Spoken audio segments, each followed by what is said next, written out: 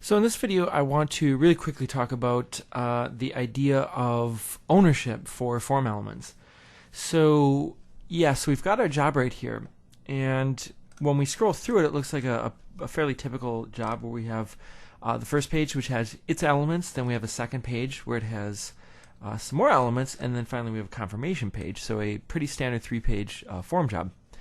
However, there's a pretty significant issue with the way this is laid out right now that is not immediately apparent. So to understand why, I'm just going to go ahead and create a new job here, and I'm going to create a sortable page, and I'm going to add a text field and then a second text field to it.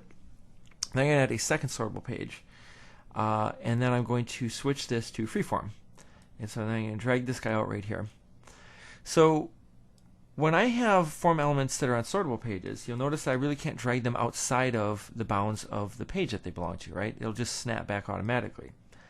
However, I can take this page and go into freeform mode right here, and then drag them down so they look like they're actually part of the second page, right? So it looks like now that these guys belong to the second page, but if I just run the second page right here, you'll notice that I don't have any text fields. And that's because they actually belong to the first page. And so you'll notice here that they're actually in about the same location, but they don't actually belong to this page at all. And so the reason why this happens is ReactForms is really flexible about its layout, right? Just because the page boundary ends right here doesn't mean that we always want that to be the case, right? Like we can actually move elements outside of the page. The trick then, of course, is if we've done that, to be aware that these elements are no longer going to show in the base area, and they actually may look in terms of the editor like they belong to this page.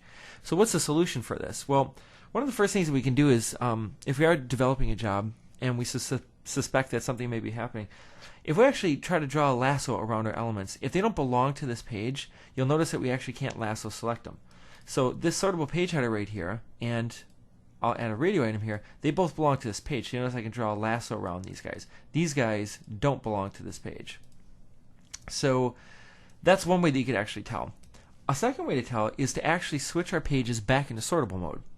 So as I said right here again, these elements right here on this page in freeform mode look like they belong to us, but they don't. However, if I go into sortable mode, now I'm going to essentially enforce that any elements that belong to this page are actually on this page. And so for the second page right here, you'll notice our page gets really skinny, or really short, because it doesn't have any elements. However, if I do the same to this page, switch to sortable, you'll notice now that these two elements snap back. Now the important thing about this is that ReactForms actually remembers our positions.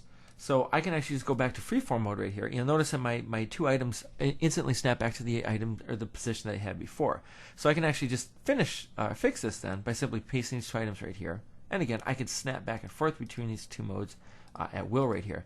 But the important part in this case is this is why this happens. Now, if I go back to our previously open job right here, if I upload this XML file right here, you'll notice now that once again we have this medical history block right here. And again, you'll notice first here that I can't actually select any of these guys. And so that should be our first clue that they don't actually belong to this page. Of course, then it just comes down to what page do they belong to. So the first thing I would do is I would actually just go ahead and I would select this page right here. And it's a little bit hard to see, but I would switch its layout to sortable. And again, we do this because we know that we can always go back to the two modes at will. And then I'd switch this guy to sortable. And so now we can actually see that this is where all of these radio items and labels belong. Now, in terms of fixing this, right, because it would be unfortunate if we had to change a lot of layout right here, one potential solution is that we could simply duplicate this page, right? So I can duplicate the page using the duplicate page button right here. And now I actually have a second page in my job. And this guy now has all the exact same fields. Of course, it is, as the name implies, just a duplicate. And what I would do then is I would just go through then and I would delete all these items. So I'd actually open up my options right here. I would turn off confirm delete right here. And then I would just simply go through and delete these guys en masse. Unfortunately, there's not going to be an easy way to delete these guys. But we go through here and then we'll delete all those guys. In other words, we'll take all the guys off of page 1 that we don't want, and then again we would just switch back to freeform mode. And then for this new duplicate page right here, we take off all the items that are on the first page, and we would leave all the items that we want on the second page. So that's one way of doing it.